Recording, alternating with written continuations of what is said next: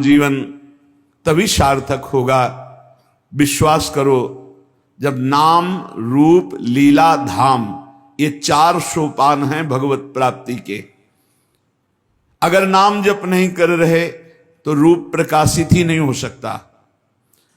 भगवत लीला जहां भगवान प्रकट होकर लीला किए हैं, लीला कर रहे हैं, लीला करते रहेंगे, ऐसे नित्य धाम ब्रज 84 कोष वृंदावन आदि की यात्रा नहीं की, यहां आकर कुछ दिन बसे नहीं, तो तुम्हारे हृदय में श्री कृष्ण प्रेम, भगवत प्रेम कैसे स्फुरित होगा। अगर यहां आने को मिला है तो यहां की रज में लुटो, यहां की रज को प्रणाम करो और जिह्वा से गाओ, वृंदावन वृंदावन वृंदावन वृंदावन, प्राण वृंदावन, जीवन वृंदावन, सर्वस्व वृंदावन, हा वृंदावन। वृंदावन नाम उच्चारण करने से जुगल सरकार मुस्कुराते हैं, समस्त सखियां आशीष देती हैं, और वृंदावन के खग मृग पशु पक्षी ये भी कृपा करते हैं, क्योंकि सब ये वृंदावन का वैभव। प्रिया प्रीतम लता पता रजरानी, समस्त सहचरियां, खग मृग पशु पंछी, ये सब वृंदावन का वैभव है। जब हम वृंदावन बोलते हैं तो संपूर्ण वैभव हमें आशीष देता है वृंदावन का। इसलिए कह रहे हैं जिह्वा विह्वलता मुपैतु सततम तत्सद गुणोत्कीर्तने। श्यामा श्याम बोलना, प्रियालाल की चर्चा करना, खग मृग पशु पंछियों की महिमा वर्णन करना, रजरानी की, ये सब वृंदावन की महिमा का ही वर्णन है। समस्त सुभगाद्भुतम सकल मंगलात्यद्भुतम चिदात्म सकलोज्ज्वलाद्भुतमशेष रम्याद्भुतम समस्त वरदाद्भुतम सकल कृष्ण धामाद्भुतम तदेतदखिलाद्भुतम भज रसेन वृंदावनम। वृंदावन का आश्रय और वास तो सबको नहीं मिल पा रहा है, आश्रय तो सबको ही ले सकता है। मन वचन कर्म से वृंदावन का आश्रय। बोले समस्त सौभाग्यों से अद्भुत सौभाग्य उदय करने की सामर्थ्य वृंदावन में रहती है। सच्ची माने, लोक परलोक के सब सुख तुम्हारे चरणों में लौटेंगे। यही परलोक सकल सुख पावत, आचार्य की वाणी है। श्री आचार्य जो बोल दें तो भगवान अपनी बात झूठी कर सकते हैं, आचार्य की बात नहीं झूठी कर सकते। यद्यपि आचार्य रूप में श्री भगवान ही हैं, पर आचार्य की बात भगवान अपनो परण विशार भगत को पूरो परण निभाऊं, तो आचार्य वाणी है। यही परलोक सकल सुख पावत मेरी सो भैया कृष्ण गुण संचु। ए भाई, तुम सच्चिदानंद प्रभु की लीलाओं का गायन करो, नाम जप करो, उनके गुणों का चिंतन करो, तुम्हें इस लोक और परलोक में समस्त सुख प्राप्त हो जाएंगे। श्रीधाम वृंदावन का आश्रय, श्रीधाम वृंदावन में आना, ये परम लाभ मिलता है कि रसिकों का संग मिल जाए। अगर रसिकों का संग न मिले तो आप वृंदावन आकर के देखो, आपको विशेष आनंद की अनुभूति नहीं होगी। आप यहां चाट पकौड़ी खाएंगे, आप गोलगप्पा खाएंगे, इधर उधर घूमेंगे, अगर प्रभु के पास भी दर्शन करने गए तो वहां दोष दर्शन करेंगे, अरे यहां ऐसा यहां ऐसा। लेकिन यदि आप महिमा सुन चुके हैं, सत्संग सुन चुके हैं, तो आप सावधान रहेंगे। आपके अंदर दोष दृष्टि नहीं जागृत होगी, आप नाम जापक होंगे, आप यहां से कमा के ले जा पाएंगे महान सुकृत जो आपके दुखों का नाश करके आनंद प्रदान करेंगे। इसीलिए कह रहे समस्त सुभगाद्भुतम, समस्त सौभाग्य प्रदान करने वालों में भी अद्भुत सौभाग्य प्रदान करने वाला ये श्री धाम वृंदावन है। पक्का कर्मों का भोग बड़ा प्रचंड है, बड़े बड़ों को भोगना पड़ता है। जो सिद्ध महापुरुष हो गए उनको शरीरों से राग नहीं होता, पर शरीरों में प्रारब्ध भोग तो आता ही है। यदि प्रभु के आनंद का हमें स्वाद ना मिले तो ये प्रारब्ध मिटिया मेट कर देते हैं, पूरा जीवन बर्बाद कर देते हैं। इस धाम का एक विशेष प्रभाव है, श्री नागरीदास जी महाराज ने लिखा, कलह कलेश न व्यापय इठा इठौर विश्व ते न्यारी।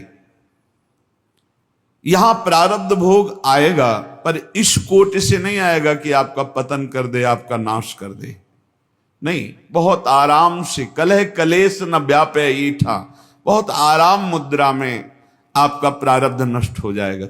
चमत्कार हमने देखा, कलह कलेश न व्यापय ईठा ये ठौर विश्व ते न्यारी, समस्त सुभगाद्भुतम सकल मंगलात्यद्भुतम, समस्त सौभाग्य के भी सौभाग्य को प्रकाशित करने वाला है वृंदावन धाम।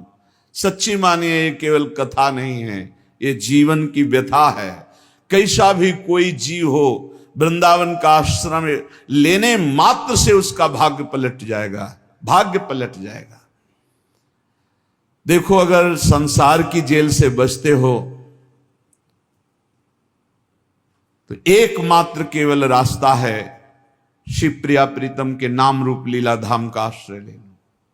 नहीं, ये जेल तुम्हें बंद रखेगी। पुनरपि जननम पुनरपि मरणम पुनरपि जननी जठरे शयनम। अगर भाग पा रहे हो, निकल पा रहे हो तो एक रास्ता केवल पकड़ो, नाम रूप लीला धाम। हमारी बात मान लेना, जहां ये चार बातें ना हो वहां धोखा है, मान लेना। जहां नाम न हो, रूप न हो, लीला न हो, धाम न हो, वहां धोखा है। नाम में भगवान के प्रणों से लेकर के सब अनेक नाम, अनंत नाम है। मंगलों का भी मंगल करने वाला वृंदावन कैसा है, बोले सकल मंगलात्यद्भुतम। श्री तीर्थराज प्रयाग सब तीर्थों का पाप लेकर के और अपना मंगल करवाने के लिए हम वृंदावन धाम आते हैं जब 12 वर्ष में यहां का कुंभ पड़ता है। मंगल भवन स्वयं श्री हरि हैं, आनंद समुद्र श्री हरि हैं। ऐसे आनंद समुद्र युगल सरकार को भी आनंद प्रदान करता है वृंदावन, तो हम आनंद के अंश हैं, हमें आनंद कैसे नहीं मिल जाएगा। सकल मंगलात्यद्भुतम, मंगलों का भी अद्भुत मंगल करने की सामर्थ्य रखने वाला वृंदावन। चिदात्म सकलोज्ज्वलाद्भुत मसे सत्याद्भुतम। भगवान के चिन्मय धाम बहुत हैं, कैलाश, भगवान का वैकुंठ धाम, भगवान के विविध धाम है, अवतार संग। बोले समस्त चिन्मय धामों में सकल रमणीयता, अद्भुत माधुर्य, अद्भुत महिमा और सबका मूल श्री धाम वृंदावन है। श्रीपाद कह रहे हैं, बड़े अनुभवी महापुरुष हैं। समस्त वरदाद्भुतम, वरदान देने वालों को भी वरदान देने की सामर्थ्य वृंदावन रखता है। समस्त वरदाद्भुतम। एक माई बांके बिहारी लाल की शोभा देखकर मुग्ध हुई, घर गई, अपनी जेवर बेची, कुछ और भी जो मूल्य सामग्री थी बेची और आई और फूल बंगला बनाया। वो रिझी बिहारी जी पर, बिहारी रिझ गए उस पे। फूल बंगला में बिहारी जी बैठे, बाहर बैठे, वो देख रही, देखते देखते सीधे निकुंज, सीधे बिहारी जी को देखते देखते देखते अपने आभूषण सब बेचकर फूल बंगला देखते रीझ गए। वो बिहारी जी को देख के रीझ गई, बिहारी जी उनको देख के रीझ। समस्त वरदाद्भुतम, इससे बड़ा कौन सा वरदान होगा। बिहारी जी को दर्शन करते हुए बिहारी जी को सुख प्रदान किया, फूलों के बंगला में बैठाल कर लाडले को निरखते हैं। क्या तरसते हैं अपने लोग कि ऐसी मृत्यु हो जाए, हमारे इष्ट सामने हो और उनको देखकर प्राण निकल रहे हो, और जो जीवन में कमाया उससे उनका श्रृंगार कर दिया। बलिहार जीवन। सीधाम वृंदावन वरदान देने वालों को भी वरदान देने में समर्थ है। समस्त वरदाद्भुतम। यहां किसी का साप लागू नहीं होता, यहां किसी का किसी भी तरह से मारण टुटका, यहां जो वास करते हैं ना उनके ऊपर लागू नहीं हो सकता। चाहे जितना बड़ा बलवान हो, मंत्रवेत्ता हो, तांत्रिक हो, उसका प्रभाव नहीं पड़ सकता, क्योंकि यहां जिनके चरण चिन्ह बने हुए हैं उनके चरणों में एक अद्भुत सामर्थ्य विराजमान है।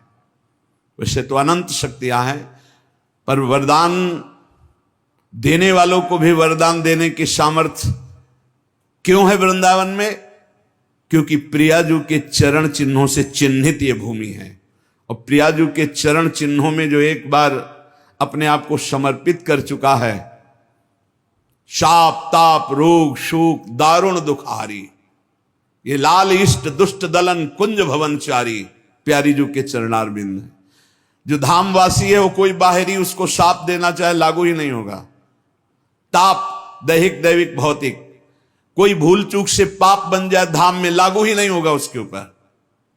रोग शोक दारुण दुख हो ही नहीं सकता। जिसने श्रीधाम वृंदावन का आश्रय अखंडवास स्वीकार कर लिया, नहीं हो सकता। बहुत ऐसे उदाहरण हमने देखे, बहुत उदाहरण कि बड़ी बुरी दशा शरीर की और बड़ी उच्च कोटि की दशा को प्राप्त हुए शरीर छूटते ही, बहुत उच्च कोटि की दशा को। ये आंखों देखी घटनाएं हम बता रहे हैं आपको। विश्वास कीजिए, श्रीधाम वृंदावन का चमत्कार देखा। वो जब आते थे बहुत भागवतिक प्रश्न करते थे, बड़े स्वस्थ शरीर के थे। एक दिन हमने कहा कि ऐसे प्रश्न करते करते शरीर छूट जाएगा, बंद करो ये सब प्रश्न करना और श्री जी की शरण में होकर नाम जप करो, मत जाया करो विदेश। यहां अपने धर्म से युक्त होकर प्राण त्यागने की तैयारी करो। उनको लग रहा था कि संत जन ऐसे बोलते रहते हैं। कुछ दिनों में आए और उनका कैंसर हो गया, शरणागत। हमको आप डरना मत, जितनी श्वासें बची राधा राधा बोल गए। ऐसी हालत हो गई कि पूछो मत। कैंसर तो जो अपना रूप धारण करता है। कहा भाई अरे वो तो रो पड़े, बस तुम वृंदावन आ जाओ। कैसे आ सकते हैं, यहाँ सब डॉक्टर वो जकड़े हुए वो सब लगे हुए, कैसे? कदापि नहीं आ भाई, अब तुम्हें जाना है तुम बस आ जाओ वृंदावन। हमारी बात मान लो, जैसे बने वैसे तुम आ जाओ। तुम्हें जाना है, कोई डॉक्टर नहीं बचा सकता, तुम आ जाओ वृंदावन। यही सामने भक्ति वेदांत में जब आए सूचना मिली, गए तो दृश्य ही बदल चुका था। आंखें धस गई, सब शरीर रो पड़े। महाराज भयंकर कष्ट है। तो एक चितवन होती है हमारी श्री जी की, वो निहाल करने वाली होती है, वो बनावटी नहीं होती। वो उस समय हुई का राधा राधा राधा बोलो,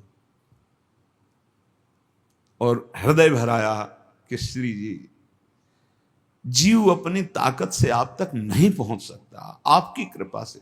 बस एकदम भावुकता का निश्चिंत। उतर के कुटिया पहुंचे, सूचना आ गई, पधार गए, हो गया काम, जा ले जा। समस्त वरदाद्भुतम, विश्वास मानिए अनंत जन्मों की बिगड़ी बनाने में समर्थ है वृंदावन। कभी कोई चूक ना करे। यदि वृंदावन वास मिल गया तो किसी भी स्थिति में वृंदावन मत छोड़ना। हमारी प्रार्थना मान लेना, अनंत जन्मों की बिगड़ी बन जाएगी। ये मायावी रिश्ते नाते लाल, ये मायावी धन संपत्ति की भोग वासनाएं, ये शरीर की सुख वृत्तियां, चलो बंबई वहां अमृत पिला दिया जाएगा, तुम अमर हो जाओगे, ये सब माया के नाटक हैं, मत भूलना। जो कछु लिख्यो लीलाट दुख सुख देह संग भुगते गो, जहां जाएगो या सिद्धांत अभंग, यह सिद्धांत अभंग, तजत क्यों धीरज प्राणी, वृंदावन परिहरे प्रिया प्रीतम रजधानी। जो कुछ लिखा है भाग्य में, भाग के जाओ, भोगना पड़ेगा। यहां तो मिटा देंगे मेरी लाडली जो है। अधिक कष्ट कभी देखा ही नहीं। जब अधिक कष्ट हुआ है तो अधिक दुलार मिला है। कई बार बताया, आप विश्वास कीजिए। इसलिए प्रार्थना है, ना वास कर पाओ अगर सौभाग्य ऐसा, नहीं तो आश्रय। आश्रय ऐसे माना जाता है कि जैसे आप विदेश गए हो, लौट करके आप अब जहां छुट्टी मिली तो घर के लिए कैसे भागते हो, ऐसे वृंदावन के लिए भागो। और आपका एक एक दिन वृंदावन के चिंतन से व्यतीत हो तो आपका दृढ़ आश्रय माना जाएगा कि आप वृंदावन आश्रित हो। जो वास वाले को फल मिलता है, वही आश्रय वाले को भी फल मिलता है। शकल कृष्ण धामाद्भुतम, भगवान श्री हरि के धामों में बड़ा अद्भुत धाम वृंदावन है। तदे तदखिलाद्भुतम भज रसेन वृंदावनम। तो यहां का भजन करने वाले भी अद्भुत हैं। ऐसे अद्भुत भजनानंदियों का संग करके रस में डूब करके श्रीधाम वृंदावन का भजन करो। एक एक तुम्हारी वृत्ति जितनी कीमती है वो कीमत संसार में है ही नहीं। एक एक श्वास तुम्हारी जितनी कीमती वो संसार में धन ही नहीं है कि तुम्हारी श्वास का कीमत दे सके। जैसे आपको वर्णन किया कि आपने 50-60 वर्ष में 60 वर्ष में आपने जितना रुपया कमाया, अब आखिरी श्वास हो आप कह दो एक श्वास और बढ़ा दो 100 रुपया दे देंगे, एक श्वास नहीं बढ़ेगी। अरे भाई, ये अमूल्य श्वासें केवल सार्थक होती हैं भगवान नाम में। राधा राधा कृष्ण कृष्ण राम कृष्ण हरि जो नाम लोगे तभी सार्थक होंगी। इसलिए धाम का आश्रय, धाम का वास, प्रिया प्रीतम के चरणों की शरणागति, खूब नाम जप और अपने जीवन को प्रतिपल संभालते रहिए। कहीं फिसल करके माया में न चला जाए, कहीं माया के गर्त में न गिर जाए जहां से चढ़ना बड़ा मुश्किल होता है। संत महापुरुषों के वचन भगवत मार्ग में हमें बड़ी पुष्टता प्रदान करते हैं, भगवत मार्ग में उत्साह प्रदान करते हैं। कुछ हमारी कमियां रहती हैं जो संत वचनों से ही दूर होती हैं। अहंकार नष्ट होता है जो संत वाणी से ही दूर होता है। हमारे विचारों की पवित्र गंगा प्रकट हो जाती है जहां संत वाणी श्रवणेंद्रिय से सुनी जाती है। हमारे हृदय में अद्भुत वैराग्य उत्पन्न होता है, संत वाणी का अमोघ प्रभाव होता है। प्रसंग चल रहा था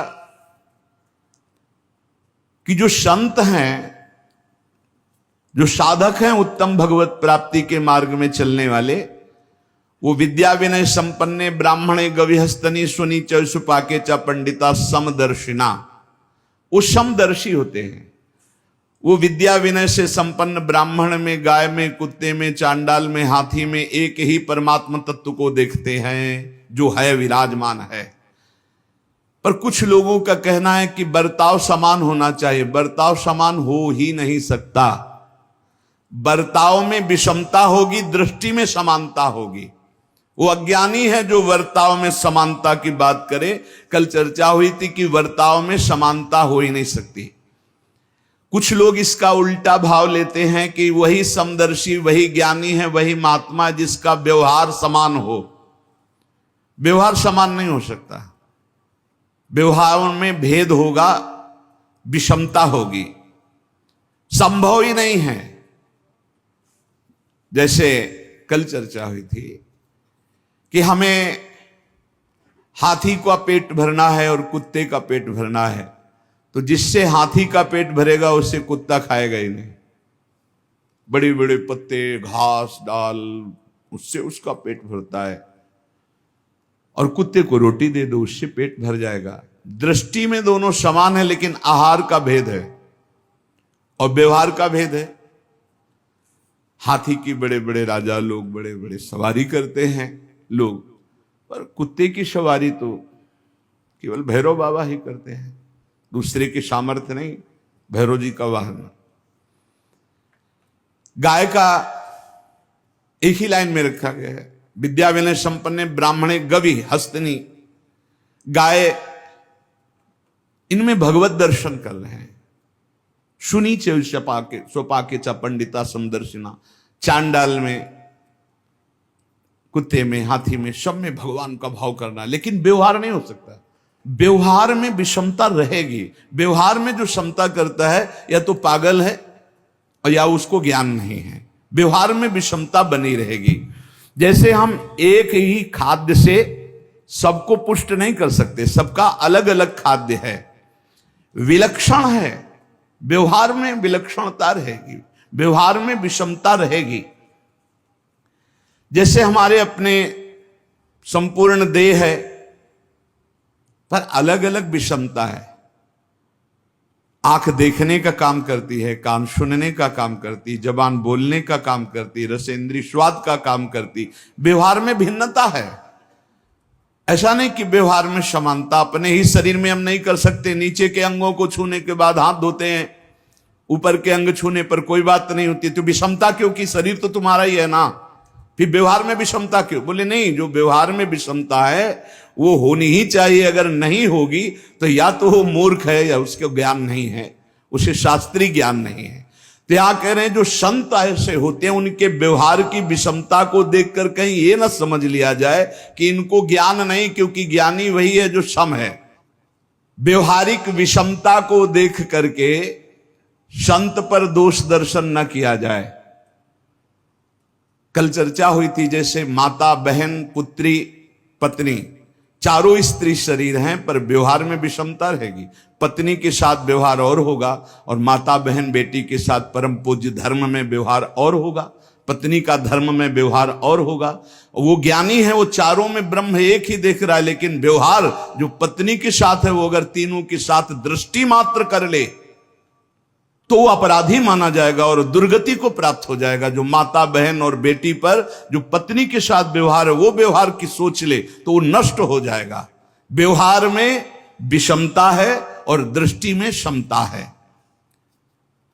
जो ज्ञानी महापुरुष, संत महापुरुष हैं, प्रश्न होता है कि लोग उनकी निंदा करते हैं, अपमान करते हैं, तो निंदा और अपमान होने पर क्या उनको दुख होता है? जैसा अपने को हो, कोई निंदा करे, अपमान करे तो दुख होता है, स्तुति करे, सम्मान करे तो सुख होता है साधारण को। तो क्या जो भगवत प्राप्ति के मार्ग में चलने वाले साधक हैं, संत जन हैं, जिनको भगवत प्राप्ति हो चुकी, दोनों को समान ही कहा जाता है। एक जो भगवत प्राप्ति होने वाला है साधक, जो भगवत प्राप्ति की तीव्र लालसा है, और ये जो भगवत प्राप्त है, ये एक ही पंक्ति में है, कोई अंतर नहीं इनमें। संतों की निंदा या अपमान जब होता है उनको दुख होता है कि नहीं? अगर दुख नहीं होता तो क्या खुशी होती है? कैसी स्थिति होती जब संत की निंदा होती और अपमान होता है? पहले तो समता की बात का कि संत के आचरण में विषमता दिखाई देगी, उसकी दृष्टि में समता होती है, जैसे उदाहरणों में बताया गया। अब यहां उत्तर दे रहे हैं कि वो दोनों बातों से ही बड़ा विलक्षण होता है। जब कोई निंदा अपमान करता है तो साधारण मनुष्य को दुख होता है। तो आपने पूछा क्या उनको दुख होता है? बोले नहीं। तो क्या उन्हें सुख होता है? बोले नहीं। एक विलक्षण स्थिति होती जो दुख सुख से परे है। अब लोगों की स्थिति केवल दुख और सुख में होती है और संत की स्थिति दुख और सुख से परे होती है। सुख दुखे समय कृत्वा, न हर्ष है न शोक है। जहां मान, अपमान, निंदा, स्तुति में किंचन मात्र न हर्ष न शोक, वो संत है। न शोक हुआ न हर्ष हुआ। तो क्या संत की कोई निंदा करे, अपमान करे तो वो लोग प्रतिकार नहीं करते? दोनों बातें हो सकती हैं। अपमान, निंदा होने पर वो शांत सम भी रह सकते हैं और भारी प्रतिकार भी कर सकते हैं। भारी प्रतिकार करने पर भी उनके हृदय में न राग है न द्वेष है। दोनों बातें हैं। वो प्रतिकार भी कर सकते हैं। जगत मंगल के लिए करना पड़ेगा।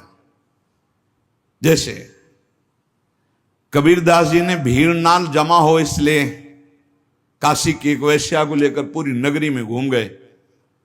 अब लोगों की श्रद्धा तो ऐसे ही है, कोई विशेष निष्ठावान होते हैं, नहीं तो सद्गुण और वाहवाही को देखकर भीड़ इकट्ठा होती है। सद्गुण और वाहवाही, जरा सा दुर्गुण दुराचार का प्रचार हो जाए, जरा सा झूठी, भीड़ हटने लगेगी। वो तो फिर लीला करके ऐसे, वैश्या ने जे देखा कबीर शाह आए तो प्रणाम किया, कहा भगवान मेरी गली में आना आपकी निंदा का कारण हो जाएगा। तो उनका बेटा कुछ ऐसा ही मैं करवाना चाहता हूं कि हमारी निंदा हो, क्योंकि बहुत भीड़ आती है, भजन में विघ्न पड़ता है। बोले प्रभु जैसी आज्ञा। तो गंगा जल की बोतल हाथ में लेके अब तो पूरी काशी नगरी में हाहाकार मच गया। कोई कहता पहले से कहते थे ऐसे ही है, कोई कहता नहीं नहीं ये इनकी लीला है, बिल्कुल नहीं मान सकते, कुछ भी करे ये साक्षात भगवत प्राप्त महापुरुष है। बड़ी अलग अलग भावनाएं। कुछ ऐसे चुटके जो निष्ठावान थे वो जाकर दंडवत करते